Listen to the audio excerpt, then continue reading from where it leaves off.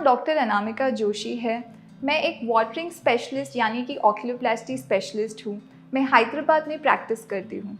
आज हम बात करेंगे DCR सर्जरी के बारे में। आखिर वो किन केसेस में करते हैं, हम किस तरीके से हम उसको कर सकते हैं, उसके सक्सेस रेट्स क्या होते हैं और सर्जरी के बाद आपको क्या ध्यान रखना है।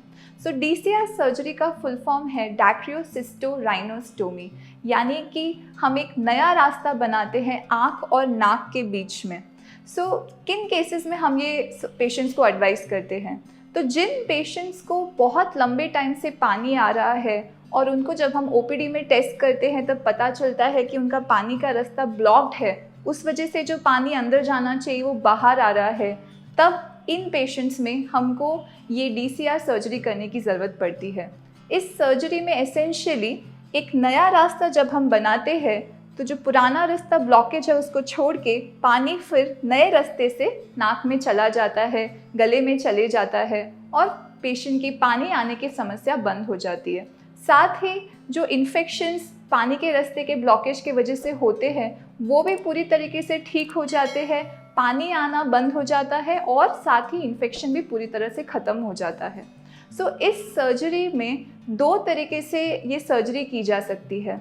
एक होता है यहाँ एक छोटा सा कट दे के इस सर्जरी को कर सकते हैं, जिससे हम बोलते हैं एक्सटर्नल DCR यानी कि एक्सटर्नल रूट से करना, और दूसरा इसी सर्जरी को हम नाक के अंदर से कर सकते हैं यानी कि दूरबीन का इस्तेमाल करके, जिसे हम बोलते हैं एंडोस्कोपिक DCR। ये दोनों ही सर्जरीज अच्छे होते हैं।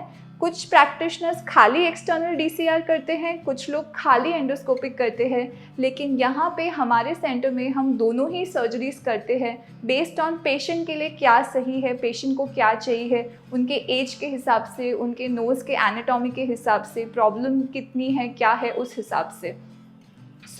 एक्सटर्नल DCR की बात करें तो पहले यहाँ पे हम लोकल एनेस्थीसिया इंजेक्शन देते हैं। जो पेशेंट्स कोऑपरेटिव नहीं होते उनको हमको पूरी तरह से भी बेहोश करना पड़ सकता है, बट अधिकतर सर्जरीज लोकल एनेस्थीसिया में इजीली हो जाती हैं। लोकल एनेस्थीसिया में यहाँ पे इंजेक्शन देते वक्त हल्का सा पेन महसूस हो सकता है, लेकिन बाकी पूरी सर्जरी में पेशेंट काफ़ी कंफर्टेबल रहते हैं।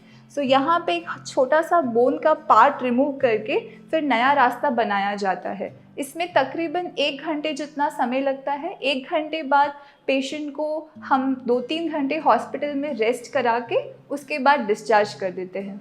2 दिन तक पेशेंट को बेड रेस्ट लेना होता है और उसके बाद वो अपनी नॉर्मल रूटीन एक्टिविटीज़ कंटिन्यू कर सकते हैं। कई बार हम ऑपरेशन में एक ट्यूब भी डालते हैं, जिससे जो पानी का रास्ता हमने बनाया है वो अच्छे से लंबे टाइम तक खुला रहे अगर ज़रूरत पड़े तो। इस सर्जरी का सक्सेस रेट अराउंड 95 to 97% रहता है अगर आपने करेक्ट ऑक्यूलोप्लास्टी सर्जन से ये सर्जरी कराई है तो। लेकिन 2-3% केसेस या अप टू 5% केसेस में जो हमने नया रास्ता बनाया है, हो सकता है बॉडी उसको भी रिएक्शन की वजह से उसको भी बंद कर दे। जैसे आपका पुराना रास्ता जो ओरिजिनल रास्ता बंद हुआ है, उसी तरह से नया रास्ता बंद हो सकता है, लेकिन इसके चांसेस लेस देन 5% होते हैं and most of the cases 95% patients में ये ऑपरेशन सक्सेसफुल रहता है। सेम चीज़ नाक से जब करते हैं उसमें भी हमें काफ़ी अच्छे सक्सेस रेट्स मिलते हैं based on the surgeon skill. उसमें खाली हमें जनरल एनेस्थीसिया का प्रयोग ज़्यादा करना पड़ता है।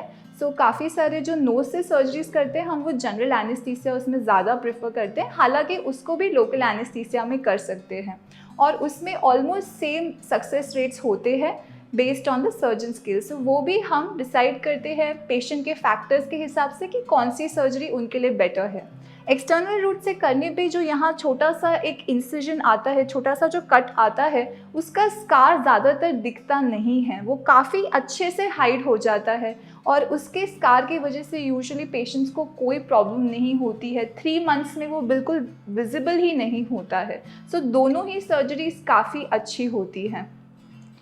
इसके अलावा पेशेंट को हम यहाँ पे जब लेते हैं जो सूचर्स जो हम लेते हैं वो इजीली अब्जॉर्ब हो जाते हैं, तो उनको निकालने की भी ज़रूरत नहीं पड़ती है।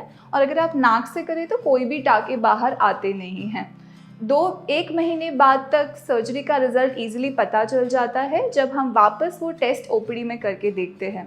सो अगर आपको ये सर्जरी एडवाइस की गई है, आपको डेफिनेटली ऑक्यूलोप्लास्टी सर्जन के पास जाना है और ये सर्जरी कंपलसरी है। अगर आप ये सर्जरी नहीं करवाएंगे तो उस ब्लॉकेज की वजह से यहाँ बार बार आपको इन्फेक्शंस होते रहेंगे। सो ये सर्जरी ऑप्शनल नहीं है, कंपलसरी है, आपको करवानी ही पड़ेगी।